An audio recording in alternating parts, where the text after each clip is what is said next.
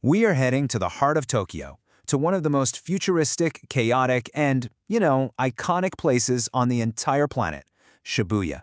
But today, we're not here for the scramble crossing or the latest fashion trends. Nope.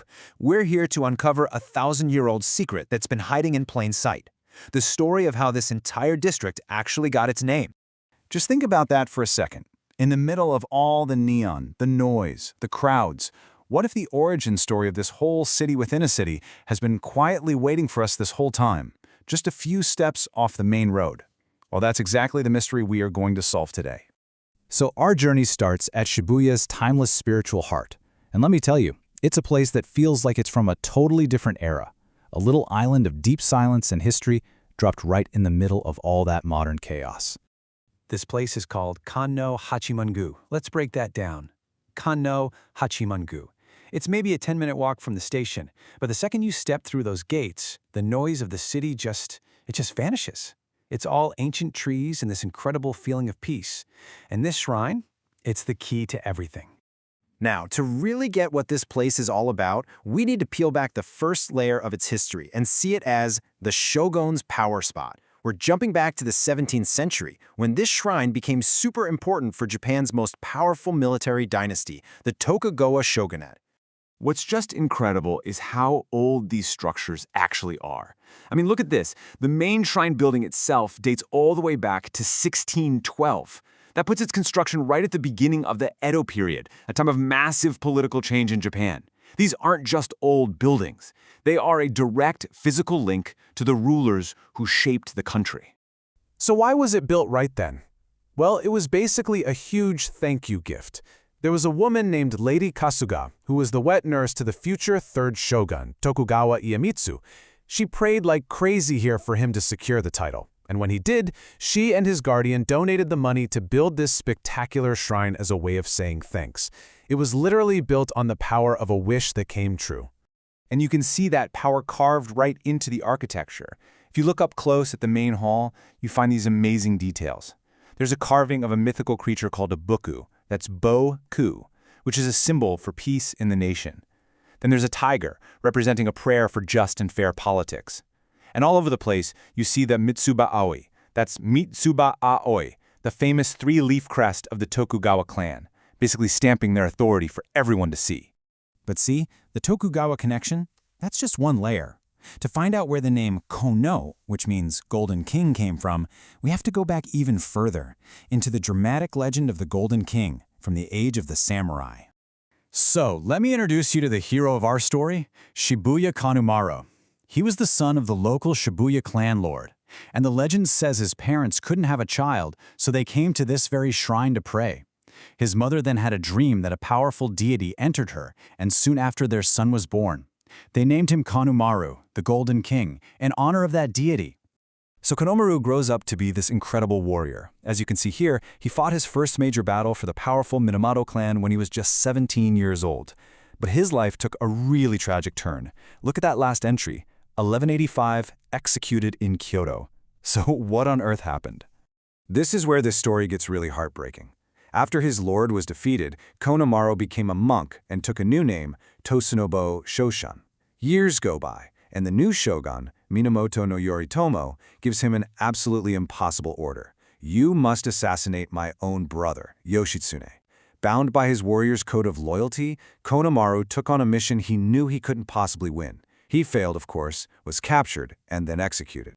The shogun, Yoritomo, was apparently filled with grief for the man who had served him so faithfully, even when it cost him his life. So to honor his unwavering tragic spirit, Yoritomo ordered that the shrine in his hometown be renamed after him. The Shibuya shrine became Konnoh-Hachimangu, the shrine of the Golden King, and it's been called that ever since.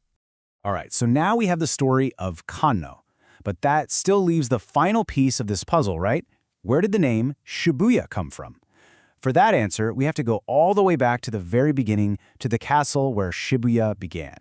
The year is 1092.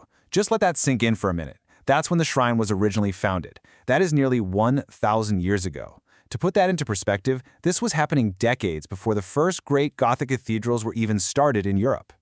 And here it is, maybe the biggest secret of all. This peaceful shrine is standing on the exact spot of the original Shibuya castle.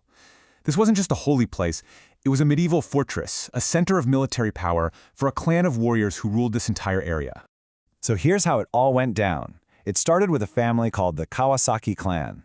The son, a guy named Shige, did a great deed by capturing this troublesome outlaw. And the outlaw's name? It just happened to be Shibuya. As a reward for his bravery, the emperor gave Shige the right to use that name as his own. He became Shibuya Shige, and from that day on, his family, his castle, and all the land around it became known as Shibuya. So we've uncovered these incredible layers of history, but the really amazing part is that it isn't just a story from the past. It is a living, thousand-year history, and you can actually see it and feel it inside the shrine grounds today. Take a look at this. This is the Konno-zakura, that's Konno-zakura, the Golden King cherry tree. Legend says Shogun Yoritomo himself had it planted right here to remember his fallen warrior, Konnoh-maru. And what's so wild about this tree is that it's genetically unique. It grows both simple, single-layered flowers and these complex, double-layered flowers on the exact same branch. It's a living, breathing monument to our story. The shrine also has these really fascinating wooden tablets called sangaku. That's sangaku. Back in the Edo period, people would solve these incredibly complex geometry problems and then offer the solutions to the gods on these tablets. What I love is when you look at who donated them. It wasn't just powerful samurai. You see local townspeople too. It shows this shrine wasn't just for the elite, it was a real center of intellectual life for the whole community. And that community spirit just explodes every year during the grand festival. You have 14 massive mikoshi, these are portable shrines, from all over the district paraded through the streets. And the grand finale? They all gather right in front of the famous Shibuya 109 building. I mean, it is the ultimate mashup of ancient tradition and modern pop culture. So why do people still come here to pray today? Well, the blessings they ask for are tied directly to the history.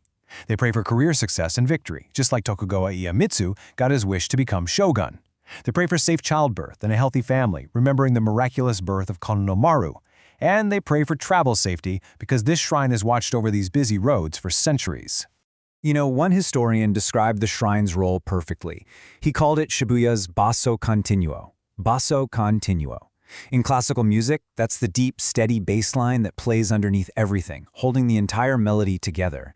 And in a city that's constantly changing, this shrine is that deep, foundational note of history and identity.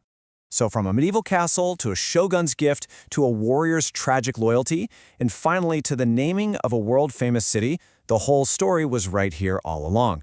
It really makes you wonder, doesn't it? The next time you're in a place you think you know, what hidden histories will you be looking for?